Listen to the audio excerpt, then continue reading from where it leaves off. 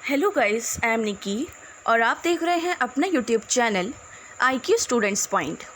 So guys, जैसे कि आपको पता है कि हमने अभी पॉलिटिकल साइंस जो है अपनी कंटिन्यू कर रखी है। सो आज की क्लास में हमने ये जो मीनिंग और ये पढ़ा था, दोनों आपके सब टाइटल्स पढ़े थे। सो उसके बाद हम आज की क्लास में इस टॉपिक को पढ़ेंगे और इस टॉपिक में हमें डेवलपमेंट को पढ़ना है और अप्रोचेस को पढ़ना है कि ब्रीफ इवैल्यूएशन और डेवलपमेंट क्या हुआ, देन उसके बाद उसके क्या पर्सपेक्टिव्स निकल कर सामने आए। ठीक है स्टूडेंट्स, सो आज की वीडियो में हम इस चीज़ को क्लियर करते हैं। कोई डाउट आएगा, सजेशन आएगा तो आप लोग मुझसे कमेंट बॉक्स या टेलीग्राम चैनल पे पूछ लीजिएगा। Okay students, so let's start. लोक प्रशासन का संक्षिप्त विकास। देखो, जब हमारा ये जो एडमिनिस्ट्रेशन है इसको किस चीज़ से तोला गया है, इन्होंने बोला कि ग्लोबलाइजेशन है, वेलफेयर स्टेट है हमारा, ये यहाँ पर ये समाजवादी आ जाते हैं। ठीक है, तो इन सब के साथ साथ ना पब्लिक एडमिनिस्ट्रेशन ने भी अपने आप को काफ़ी डेवलप किया है। ऐसा नहीं है कि उसने अपने आप को डेवलप नहीं किया है, लेकिन यहाँ पे सबसे बड़ी बात क्या आ जाती है, हमारे नवीन लोक प्रशासन की, न्यू पब्लिक एडमिनिस्ट्रेशन की। ठीक है, इन्होंने क्या बोला, भाई देखो किसी भी चीज़, अब जैसे कि आप लोग हो, आप लोगों के पेरेंट्स की सोच थोड़ी सी आप लोगों से मतलब मॉडर्न टाइम से लेके थोड़ी सी कम होगी। ठीक है, क्यों? क्योंकि वो उस टाइम के लोग हैं जब उन्होंने ये सब चीज़ें नहीं देखी थी। बहुत सारे ऐसे पेरेंट्स हैं आज के टाइम पर जो मतलब मोबाइल चलाते हैं, लैपटॉप चलाते हैं, बट ऐसे हैं लोग जिन बच्चों, आप लोगों ने खुद भी देखा होगा कि पेरेंट्स आपके मोबाइल नहीं चला पाते हैं, स्पेशली टच वाले। ठीक है, टच वाले मोबाइल नहीं चला पाते, लैपटॉप नहीं चला पाते। तो ये सारी चीज़ें ये उनके टाइम पे नहीं थी, आपके टाइम पे, इसलिए आप इसको चला सकते हो। अब आप लोगों की डिमांड क्या हुई कि भाई मैं तो थक गया या थक गई हूँ पेन पेपर पे, अब तो कॉपी आईपैड और लैपटॉप, वो कॉपी नहीं, मोबाइल आईपैड लैपटॉप वगैरह ये सब लेकर आओ। ठीक है, तो आप लोग कौन हुए? आप लोग न्यू पब्लिक मैनेजमेंट हुए और आपके पेरेंट्स जो हुए वो पब्लिक मैनेजमेंट हुए, न्यू पब्लिक मैनेजमेंट नहीं होंगे। ठीक है, नवीन लोक प्रशासन आप लोग हैं। तो आप लोगों ने क्या कहा, आप लोगों ने ये बोला कि भाई हम ना सीधे सीधे 3 चीज़ों को चुनौती देते हैं। क्या? कुशलता, मितव्ययता और प्रभावशीलता। ठीक है, इन तीनों चीज़ों को चुनौती दे दी। इन्होंने कहा कि भाई एडमिनिस्ट्रेशन के अंदर जो लोग हैं पुराने, ठीक है, जस्ट लाइक एग्जाम्पल हमने जो लिया है अभी आपका और पेरेंट्स का, वही ले लेते हैं। पेरेंट्स जो हैं आपके, तो उन लोगों को आप लोगों ने बोला है कि इनको रखो, इनको निकालो नहीं, लेकिन न्यू चीज़ें लानी बहुत ज़रूरी है। आप या तो इनके कैपेबिलिटी के हिसाब से इनको टेक्नोलॉजी दो कि भाई मोबाइल चला सकते हैं, लैपटॉप चला सकते हैं या फिर कोई और चीज़ चला सकते हैं। ठीक है, तो उसके ही अनुसार, उसके ही अकॉर्डिंग आप उनको वो चीज़ें दो ताकि टेक्नोलॉजी भी सामने आए और सारी चीज़ें एक्चुअली में मतलब देखी भी जाए। ठीक है, तो इसका मतलब आपका भी यहाँ पर हेल्प हो गई, उनकी भी हो गई और न्यू जो चीज़ें हैं वो भी आ गई। तो इसका यहाँ पर ये मतलब निकला, आप लोगों ने, न्यू पब्लिक मैनेजमेंट ने 3 चीज़ों को चुनौती दी, स्किल्स को और हमारी मितव्ययता को और प्रभावशीलता को। आपने बोला कि भाई इन तीनों चीज़ों में डिफरेंस लेकर आओ, इन तीनों चीज़ों को थोड़ा सा इम्प्रूव करो ताकि जो हमारा एडमिनिस्ट्रेशन है वो और आगे बढ़ सके। ठीक है, पुराने टाइम से तो चलता आ ही रहा है सब कुछ, लेकिन बेटर होगा कि हम लोग इसको इन 3 चीज़ों के अकॉर्डिंग और भी ज़्यादा अच्छा और भी ज़्यादा आगे बढ़ा सकें। ठीक है, सो ये चीज़ हुई कब थी? 1960 में हुई थी। 1960 के टाइम पर नवीन लोक प्रशासन जो था हमारा सामने आया। उसने ही सबसे पहले इस चीज़ को सामने रखा और बोला कि भाई मेहरबानी करके ना आप प्लीज़ इसको थोड़ा सा ठीक करो, अदरवाइज़ ऐसा चलता रहा तो एडमिनिस्ट्रेशन जो है बिल्कुल भी ढंग से नहीं हो पाएगा, ये ऐसा ही रहता रहेगा, इसमें कोई भी इम्प्रूवमेंट्स नहीं आएंगे। ओके स्टूडेंट्स, फिर उसके बाद आगे क्या हुआ, थोड़ा सा टाइम आगे बढ़ता गया और फिर सबसे बड़ी जो प्रॉब्लम आई, 2 तरीके के क्वेश्चन सामने आए। वो था, क्या लोक प्रशासन केवल सार्वजनिक कार्यों का प्रबंधन है, वह सरकार के सभी अंग इसमें समाहित हैं, क्या पब्लिक एडमिनिस्ट्रेशन जो है वो सिर्फ़ और सिर्फ हम लोगों के काम के लिए बनाया गया है और सरकार के सभी अंग इसके अंदर शामिल हैं? गवर्नमेंट के 3 ऑर्गन्स जो हैं, 3 अंग जो हैं, वो आप अभी आगे पढ़ोगे, कार्यपालिका, व्यवस्थापिका, न्यायपालिका, एग्जीक्यूटिव, जुडिशियरी और लेजिस्लेटिव। ठीक है स्टूडेंट्स, सो यहाँ पे ये क्वेश्चन रखा गया। दूसरा क्वेश्चन ये रखा गया कि क्या ये सरकार की नीतियों का क्रियान्वयन है या नीति निर्धारण में भी इसकी प्रभावी भूमिका है। ठीक है, इन्होंने बोला कि क्या गवर्नमेंट की पॉलिसीज़ में इम्प्लीमेंटेशन में इसका काम रहता है या नहीं रहता है, या फिर बस ये इसी के लिए है कि भाई ठीक है पब्लिक एडमिनिस्ट्रेशन का काम है, नीतियाँ बनकर आ गई हैं, इम्प्लीमेंट करो और जनता तक पहुंचाओ। तो ये क्वेश्चन रखा गया क्योंकि देखो पब्लिक एडमिनिस्ट्रेशन जो है ना आज तक एक ऐसा टॉपिक है जो ये देखा जाता है कि ये गवर्नमेंट के अंडर में नहीं है। ठीक है, मतलब गवर्नमेंट के 3 ऑर्गन्स के अंडर में नहीं है। पब्लिक एडमिनिस्ट्रेशन अलग अलग हैं बट उसमें नहीं, बट ऐसा नहीं है, वो गवर्नमेंट के 3 ऑर्गन्स में इंक्लूड होता है। ठीक है, तो इन 3 क्वेश्चंस के बाद क्या सच चीज़ सामने आई, हमारे फिलोसफर सामने आए हेनरी फेयल। उन्होंने बोला कि प्रारंभ में ऐसा माना जाता था कि लोक प्रशासन का संबंध केवल सरकार की नीतियों के क्रियान्वयन से है। इन्होंने बोला कि स्टार्टिंग में ऐसा माना जाता था कि पब्लिक एडमिनिस्ट्रेशन का जो रिलेशन है ना वो सिर्फ गवर्नमेंट की पॉलिसीज़ को इम्प्लीमेंट करने के लिए है। ठीक है, लेकिन नीति निर्माण की प्रक्रिया से उसका कोई लेना देना नहीं है, मतलब पॉलिसी मेकिंग में उसका कोई भी हाथ नहीं है, बस इम्प्लीमेंटेशन में उसका हाथ है। लेकिन वर्तमान में ये पाया गया है कि नीति निर्माण लोक प्रशासन का अभिन्न अंग है। ठीक है, इन्होंने बोला कि पहले ऐसा होता था लेकिन अब ऐसा नहीं है। अब ये पाया गया है कि पॉलिसी मेकिंग में, नीति निर्माण में भी इनका पूरा योगदान है, पूरा हाथ है। ऐसी कोई भी बात नहीं है कि हम इसको अलग वे में देख सकें। ठीक है, अब ये वाली चीज़ हमारे यहाँ पर ख़त्म हो गई है।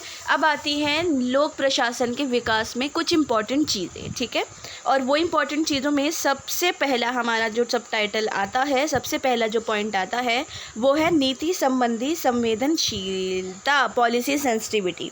देखो पॉलिटिकल और सोशल जो हमारी सिचुएशंस हैं उसमें बहुत ज़्यादा बढ़ोतरी हुई और उसमें चेंजेस लाने के लिए भी समाज के अंदर अलग अलग तरीके के लोगों ने अलग अलग आवाज़ें उठाई। ठीक है, समाज में आप देख सकते हैं ओपन माइंडेड लोग भी हैं, कंजर्वेटिव भी हैं, नॉर्मल पीपल्स भी हैं, या फिर जो वक्त के साथ बदलते रहते हैं वो लोग भी हैं। ठीक है, तो ये इस तरीके की चीज़ें हैं, तो चीज़ें मतलब लोग हैं। ठीक है, तो इसके साथ साथ यहाँ पर ये चीज़ बोली गई कि जब परिवर्तन देखा जाने लगा तो लोक प्रशासन को और भी ज़्यादा अपने काम में इम्प्रूवमेंट करने की ज़रूरत पड़ी। ठीक है, उन्होंने बोला कि भाई नीतियाँ जो हैं इस तरीके की बनाओ जो सभी लोग उससे सेटिस्फाई हो सकें, क्योंकि आपने प्रीवियस क्लास में ये पढ़ा है कि पब्लिक एडमिनिस्ट्रेशन का काम लोगों के लिए काम करना है, ना कि अपने लिए काम करना है। तो समय पर नीतियों को बनाना गवर्नमेंट के लिए बहुत ही इम्पॉर्टेंट टॉपिक बन गया है आज के टाइम पे। इसके लिए प्रशासनिक व्यवस्था जो है हमारी, पूरा एडमिनिस्ट्रेटिव सिस्टम जो है उसके तहत नवीन तरह के संवेदनशील अनिवार्य बन गई है। ठीक है, मतलब जो उन्होंने ये जो हमारे न्यू पब्लिक एडमिनिस्ट्रेशन है, इन लोगों ने जो 3 चीज़ों को चुनौती दी थी ना, उन्होंने जो बोला था उसके लिए इन्होंने बोला कि वो चीज़ें इस टाइम पे बहुत इंपॉर्टेंट बन चुकी हैं जिसकी हेल्प से हम अपने एडमिनिस्ट्रेशन को इम्प्रूव कर सकते हैं और साथ में इसके अंदर जो नीतियाँ हमें बनानी हैं, सब चीज़ें करनी हैं, वो भी अच्छे से हो सकें। ठीक है, नेक्स्ट पॉइंट है आपका सामाजिक वास्तविकता की सहभागितापूर्ण समझ। ठीक है, इन्होंने बोला कि भाई fitted understanding of social reality होनी चाहिए कि भाई ये देखो एडमिनिस्ट्रेशन जो है ना अपने खुलेपन के लिए, आज़ादी के लिए माना जाता है। इसके अंडर में किसी का प्रेशर और ये सब कुछ नहीं होता, उसको काम करना है तो करना है। ठीक है, अब गवर्नमेंट ने नीतियाँ बना दी हैं, अब नीतियाँ तो बना दी गई भाई, अब नीतियों को इम्प्लीमेंट करना, उसको ध्यान से देखना, कौन से लोग उसको ज़्यादा तरीके से यूज़ कर पा रहे हैं वो चीज़ों को ध्यान में रखना, वो सारा काम है इसका। ठीक है, तो अब ये है कि अब उसको किस तरीके से, अब लोग तो हैं मैक्सिमम ऐसे लोग हैं जिनके पास मोबाइल नहीं है, बाहर नहीं जाते, ये वगैरह वगैरह, तो उनको पॉलिसी कैसे पता लगेंगी। तो भाई उन्होंने बोला कि सोशल मीडिया के थ्रू, सोशल रियलिटी के थ्रू अपने आप को अंडरस्टैंड करना, अपने आप को ये देखना कि भाई लोगों तक हम इन चीज़ों को कैसे पहुंचा सकते हैं और लोगों की एक्चुअली जो मांग है वो क्या है। नेक्स्ट है कार्यान्वयन की क्षमता, इम्प्लीमेंटेशन कैपेबिलिटीज़ इन्होंने बोली है। ठीक है, तो कार्यान्वयन की क्षमता में सरकार की वर्तमान जटिल परिस्थितियों के विरुद्ध संघर्ष करने की क्षमता उसकी नीति क्रियान्वयन को भी बहुत ज़्यादा प्रभावित करती है।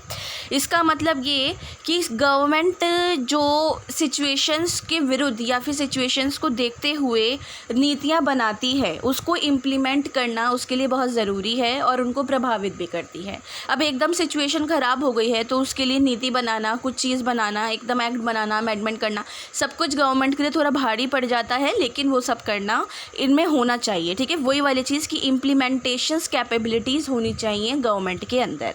और नेक्स्ट है प्रशासन एक सीखने की प्रक्रिया। ठीक है, प्रशासन एक सीखने की प्रक्रिया इसलिए क्योंकि परिवर्तन होते रहते हैं, चेंजेस होते रहते हैं। वही वाली बात कि कंजर्वेटिव भी है, ओपन माइंडेड भी है, अलग अलग तरीके के लोग भी हैं, तो वो सभी लोग जो हैं अपने अपने तरीके से देखते हैं, सोचते हैं। ठीक है, सो वो वाली चीज़ को यहाँ पर बताया जा रहा है कि भाई प्रशासन एक सीखने की प्रक्रिया है।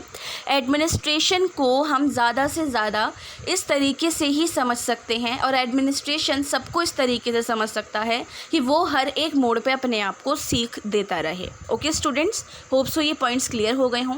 अब आते हैं आपकी इम्पॉर्टेंट टॉपिक जो सबसे ज़्यादा इम्पॉर्टेंट आपके उसमें पूछा गया है, मतलब ये पूरा रिलेट है आपस में, लेकिन मेन मुद्दा अब आता है। ठीक है, ये है हमारे लोक प्रशासन के विकास के संबंधित दृष्टिकोण।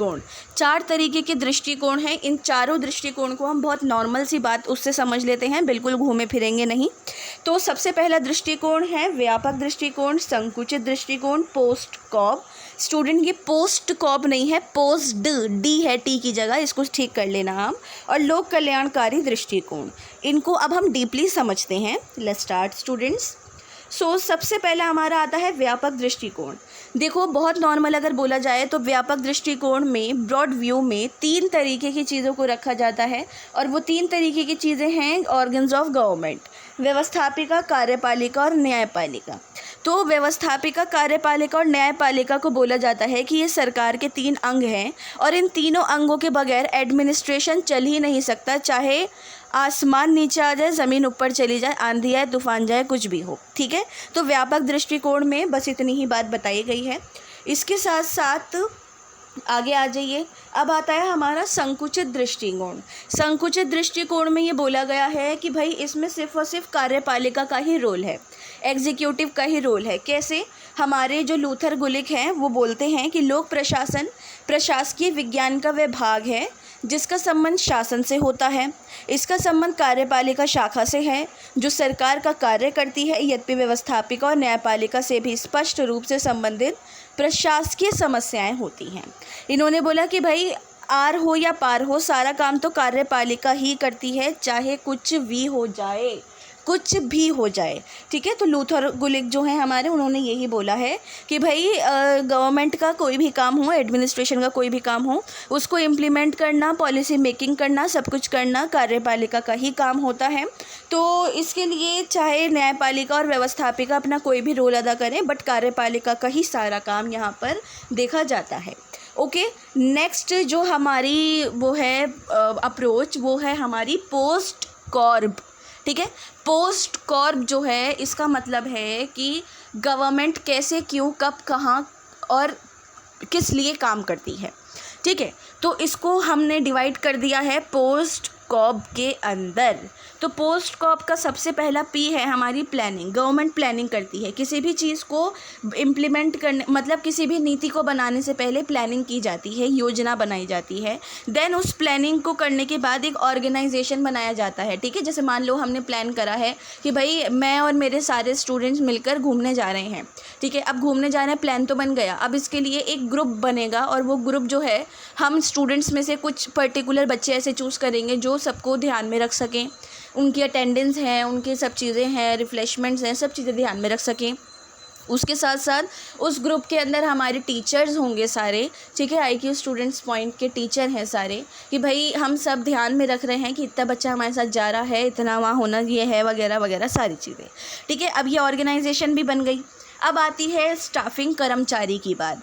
तो अब उसको वही वाली सेम चीज़ कि हमने जो डिवाइड करा है आप लोगों को, उसमें एक ऐसा स्टाफ होगा जो बच्चों को ध्यान में रखेगा और उन सब की देख रेख करेगा, ठीक है। उसके बाद डायरेक्टिंग करेगा, निर्देश करेगा। निर्देश में हम लोगों में जस्ट लाइक मैंने प्लान बनाया है तो मैं निर्देश करूँगी, मैं डायरेक्ट करूँगी अपने बाकी टीम मेंबर्स को भी और आप लोगों को भी कि भाई हमें इस जगह जाना है, यहाँ से कोई यहाँ नहीं हिलेगा, बिना बताए कहीं नहीं जाएगा, वगैरह वगैरह, ठीक है। फिर CO का मतलब है कोऑर्डिनेशन। कोऑर्डिनेशन, अगर हम सब के बीच में अंडरस्टैंडिंग नहीं होगी, अगर आप लोगों को अंडरस्टैंडिंग नहीं होगी तो आप लोग हमारे साथ नहीं जाओगे। आप बोलोगे कि हाँ मैम हमें अंडरस्टैंडिंग है, कोऑर्डिनेशन है, समन्वय है, हम लोग आपके साथ जाएंगे। फिर रिपोर्टिंग, प्रतिवेदन, कि हमें रिपोर्ट देनी है, आप लोगों के घर वालों को भी बताना है, सब कुछ है, ठीक है। बिना घर वालों को बताए थोड़ी लेके जा सकते, किडनैप थोड़ी कर रहे हैं यार। तो वही वाली चीज़ के लिए तो यहाँ पर रिपोर्टिंग करी। देन उसके बाद बजटिंग, बजट देखा गया कि कितना बजट बैठेगा सब बच्चों को ले जाने में, तो उन स्टूडेंट्स के हिसाब से कितने कितने पैसे बच्चों से लिए जाएं, और ताकि बच्चों को भी ज़्यादा भारी ना पड़े और हम लोग अपने पास से कुछ मिलू के बच्चों को घुमाने भी ले जाएं, ठीक है। स्टूडेंट, होप्स हो कि आप लोगों को पोस्ट कॉर्प समझ में आ गया हो। इसको हम अगेन एक बार रिवाइज करते हैं। Post Corp planning, government planning करती है, फिर ऑर्गेनाइजेशन बनाती है, फिर अपने कर्मचारी एम्प्लॉयज़ वगैरह को रखती है, फिर उनको डायरेक्ट करने के लिए एक हेड रखती है। उसके बाद आपस में उस हेड में और एम्प्लॉयज़ कर्मचारियों में समन्वय, कोऑर्डिनेशन भी होना चाहिए। फिर रिपोर्टिंग, जो वो लोग आपस में बना बनू के रिपोर्ट तैयार करते हैं वो गवर्नमेंट को देना। देन उसके बाद बजट देखना कि उस नीति को पार करने के लिए, पारित करने के लिए, पहुंचाने के लिए जनता तक बजट कितना बैठ रहा है। एंड आप लोगों का ये जो सॉरी स्टूडेंट्स, एक जो लास्ट वाला पॉइंट था वो मैं आपका लिखना भूल गई हूँ यहाँ पर, कोई बात नहीं, हम यहाँ से पढ़ लेते हैं। लोक कल्याणकारी दृष्टिकोण। लोक कल्याणकारी दृष्टिकोण में कुछ भी नहीं है, सिर्फ ये है कि जब से वेलफेयर स्टेट बनी है तब से एडमिनिस्ट्रेशन को काम करना इजी हो गया है, सब चीज़ें डिवाइड हो गई हैं, जनता की क्या मर्ज़ी है, क्या चीज़ें हैं वो भी पता लगने लगी हैं। सो इसके अकॉर्डिंग ही अपने आप को गवर्नमेंट बहुत अच्छे से प्रेजेंट कर पा रही है। ओके स्टूडेंट, होप्स हो कि आप लोगों के ये चारों जो दृष्टिकोण थे और डेवलपमेंट था ये क्लियर हो गया हो। कोई भी डाउट आ रहा हो, सजेशंस आ रहे हों या कोई भी क्वेश्चन आ रहा हो तो आप लोग मुझसे कमेंट बॉक्स या टेलीग्राम चैनल पे पूछ सकते हैं। So thanks for the watching and best of luck all.